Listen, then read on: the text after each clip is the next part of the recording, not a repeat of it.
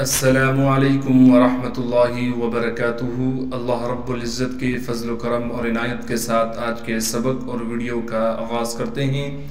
جیسے کہ ہمارے دیکھنے والے ویورز کو معلوم ہے کہ الحمدللہ ہم نے سورۃ الملک شروع کی ہوئی ہے، اور الحمدللہ آج ہمارا سورۃ الملک کا آخری سبق ہے۔ کل ہم نے یہاں تک یعنی آیت نمبر 28 تک ہم نے مکمل کر لیا تھا۔ آج ہم یہاں سے اگلی آیت یعنی آیت نمبر 29 سے یہاں سے شروع کریں گے۔ سبق کے آغاز سے پہلے اعوذ باللہ اور بسم اللہ پڑھ لیتے ہیں۔ اعوذ باللہ من الشیطان الرجیم۔ سورۃ الملک مکیہ۔ بسم اللہ الرحمن الرحیم۔ قل، قاف کو لام سے ملائیں گے اس لیے کہ لام ساکن ہے اور قاف کو موٹا کر کے پڑھنا ہے۔ هو الرحمن، ہاں کو صاف کر کے گلے سے نکالیں گے، گلے کا وہ حصہ جو سینے کی جانب ہے۔ واو کو را سے ملائیں گے اس لیے کہ را پر تشدید ہے۔ اس را اور واو کے درمیان الف بھی ہے اور لام بھی ہے، اسے ہم ختم کر دیں گے یعنی نہیں پڑھیں گے۔ را پر تشدید ہونے کی وجہ سے تھوڑا ٹھہراؤ کریں گے، اور را پر زبر ہونے کی وجہ سے را کو موٹا بھی کر کے پڑھیں گے۔ پھر را کو ہم آگے ہا سے ملائیں گے اس لیے ہا ساکن ہے۔ میم پر کڑا زبر ہونے کی وجہ سے میم کو ایک الف کی مقدار کھینچیں گے۔ هو الرحمن آمنا، حمزہ پر کڑا زبر ہونے کی وجہ سے حمزہ کو ایک الف کی مقدار کھینچیں گے۔ اسی طریقے سے میم کو ہم نون سے ملائیں گے اس لیے کہ نون پر تشدید ہے، اور جب نون پر تشدید آ جائے تو پھر ہمیشہ نون پر غنہ ہوتا ہے۔ غنہ کرنے کے بعد نون کے بعد الف مدہ ہے، لہٰذا نون کو ایک الف کی مقدار کھینچیں گے۔ بیہی، ہا کے نیچے کڑی زیر ہونے کی وجہ سے ہا کو ایک الف کی مقدار کھینچنا ہے۔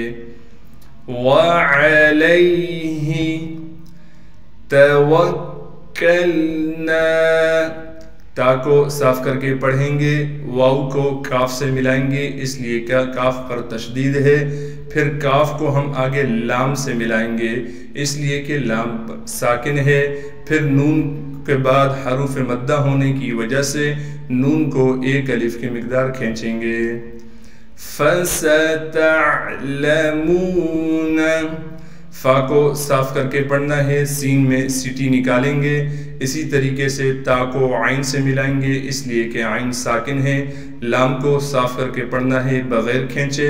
میم کے بعد واو مدہ ہونے کی وجہ سے میم کو ایک الف کی مقدار کھینچیں گے۔ من، میم کو نون سے ملائیں گے بغیر غننے کے۔ ہوا، ہا کو صاف کر کے پڑھنا ہے بغیر کھینچے، بالکل کھینچنا نہیں ہے۔ اسی طریقے سے واو کو بھی بالکل نہیں کھینچیں گے۔ فی ضلال مبین، ضاد کو موٹا کر کے پڑھیں گے، لام پر کڑا زبر ہونے کی وجہ سے لام کو ایک الف کی مقدار کھینچیں گے۔ پھر اسی لام کے بعد دوسرا لام ہے اور پھر اس لام کے نیچے تنوین ہے، تو ادغام کے قاعدے سے تنوین کے بعد حروف یرملون میں سے میم آ گیا، تو لہٰذا پھر ہم لام کو میم کے ساتھ جوائنٹ کریں گے یعنی ملائیں گے، تنوین کو ختم کر دیں گے، غننے کے ساتھ لام کو میم سے ملانا ہے۔ یہ ادغام کا قاعدہ ہے، اگر جنہوں نے نہیں دیکھا برائے مہربانی ہمارے چینل پر ادغام کے قاعدے کے 2 پارٹس موجود ہیں، دونوں جا کر دیکھ لیں، انشاءاللہ بہت فائدہ ہوگا۔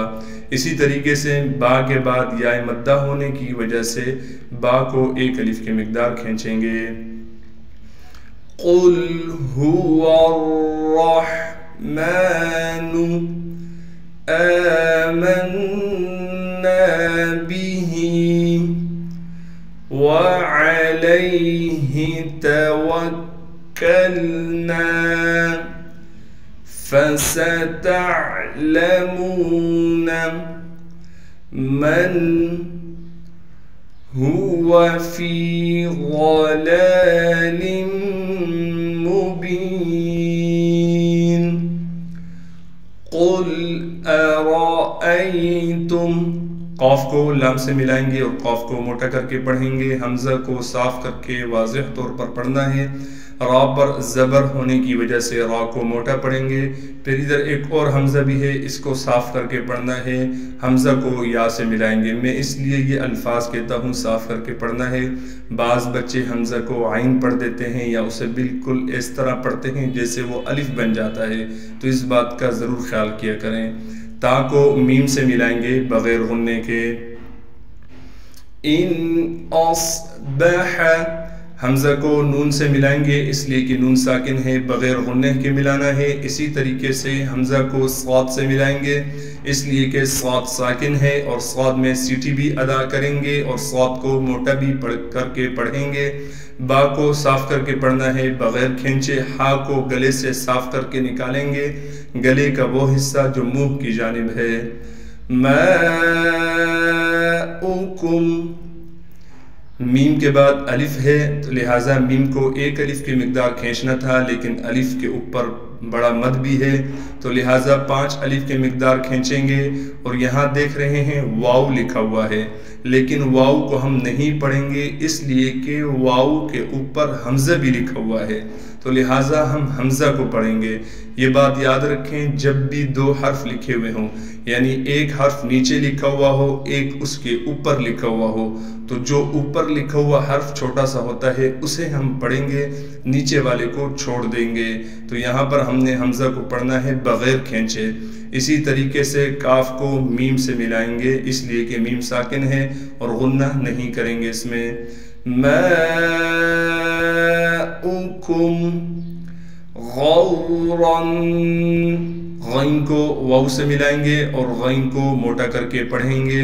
را کو بھی موٹا کر کے پڑھنے کے ساتھ را میں غنہ یعنی اخفا کیا جائے گا۔ فَمَن يَأْتِيكُمْ میم کو ہم یا سے ملائیں گے ادغام کے قاعدے سے، نون ساکن کے بعد یا حروف ارملون میں سے آ گیا، لہٰذا نون کو ہم ختم کر دیں گے، بالکل یا میں ملا دیں گے نون کو، تو ہم میم کو پھر یا کے ساتھ ملائیں گے غنہ کے ساتھ۔ پھر یا پر تشدید ہونے کی وجہ سے تھوڑا ٹھہراؤ کرنا ہے۔